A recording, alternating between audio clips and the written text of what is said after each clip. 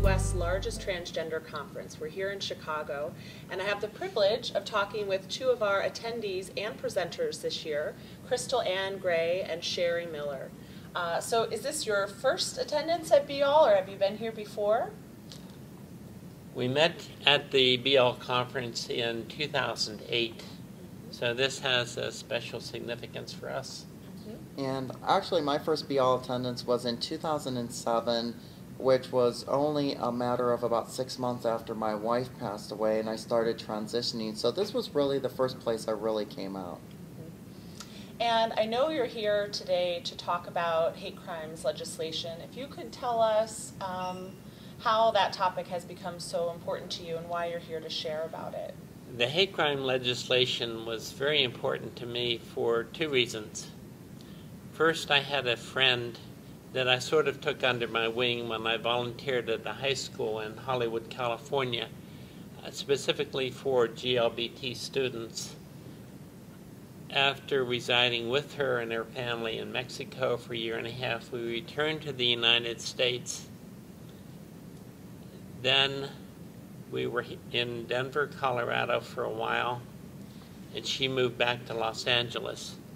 I got a phone call one night that she had been murdered in her own apartment, and she was only 22 years old. The other reason why I'm interested in the hate crimes legislation is because I went to the funeral service of Angie Zapata, who was murdered in Greeley, Colorado. I will never get out of my mind the screams, the anguish screams of her mother, Maria. Why? Why? Why? And it was because she was transgender. So I'm very passionate about the passage of the hate crime legislation, and hopefully it will help to reduce the hate crimes, the number of hate crimes against trans persons. Well, we're honored that you're here to share such a personal experience with us. Thank you. Could you tell us about some of the things you've been doing politically in the years, since then, and we'd like to share with the audience what's been going on in your home state. Since Shari and I got together in 2008, I finally moved into Denver in December 2009. At that time, 2008, yeah, 2008. And at that time, I started getting more involved in the transgender community, especially out in Denver. Never been involved with politics before, but I was starting to get really interested. So one of the first things that happened was I worked with the Colorado Gender Identity Center and also with our local GLBT center, and was able to be the first transgender advocate at the GLBT Center of Colorado. 2 weeks shortly after that, I found out that my application for being a Denver GLBT commissioner for the city and county of Denver was accepted. So it was really exciting to start getting involved, not only in the legislative part of helping out the transgender community, but also being there as a one-on-one basis and traveling across the state to help out the community. So, since then, what are the types of things you've been involved in? One of the biggest things that we've had is Colorado Springs, Colorado's part, is home of Focus on the Family. And Focus on the Family, of course, is one of the right-wing organizations that usually comes up when we have legislation and usually brings up something like the bathroom issue that transgender individuals go through a lot. Well, we were able to go down to Colorado Springs with the help of Nancy Jo Morris, who's another advocate down there, and talk to the police chief, and we were able to get Colorado Springs Police Department to train their officers on transgender.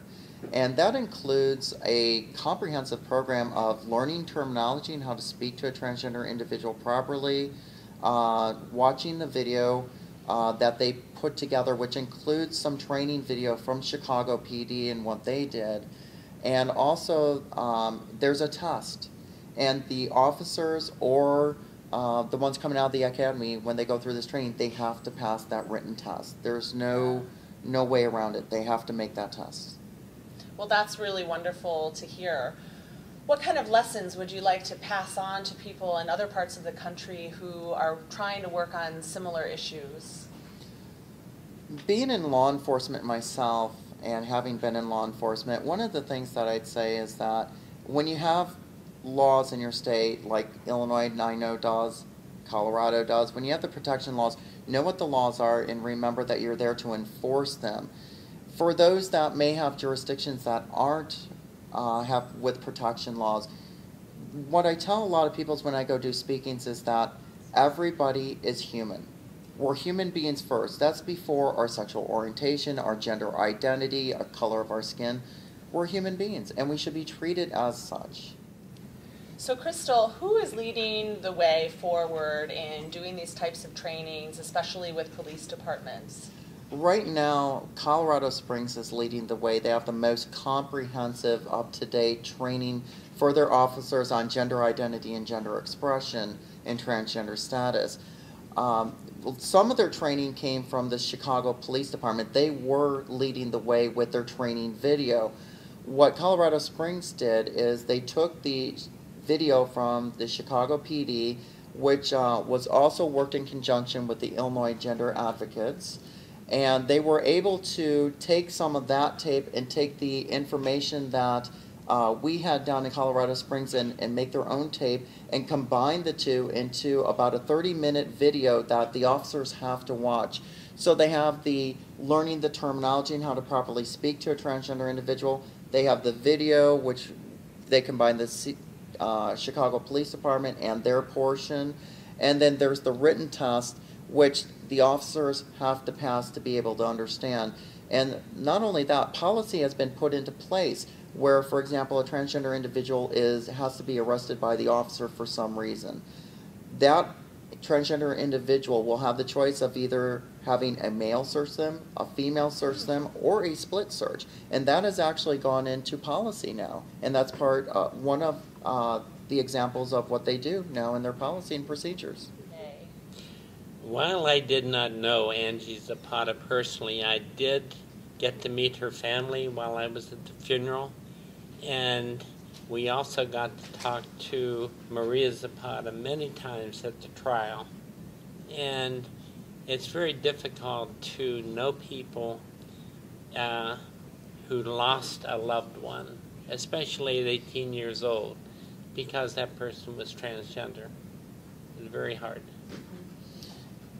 In fact, if you look at the statistics back from around 2000 through the Harvey Milk Institute, which were picked up by HRC, 1 in 12 transgender individuals run a risk of being murdered compared to 1 in 15,000 in the general population, somebody who's born, say, genetically female and stays that way all their lives. Well, in closing, what would you tell people to do who want to make a difference, who want to get involved and really address this issue wherever they may be in the country? First thing is to get involved in your legislation. Talk to your legislators, see if there's any laws that are currently going through, or maybe need to talk to them just about possible legislation, see if they'll sponsor it. And our thing is too, to talk to your police department, talk to the police chief, and go to them and see what they know about transgender and maybe train them or teach them if they're willing to. Those are ways that you can be proactive, and if they don't leave the door open for you, and they kind of shut it on you, just remember you put the thought in their mind, and that'll always linger there, and you never know when that door will be reopened again. Well, you've certainly given us a great example to follow, so we really appreciate you coming to the conference and sharing your experience with us. Thank you. Thank you. Thank you.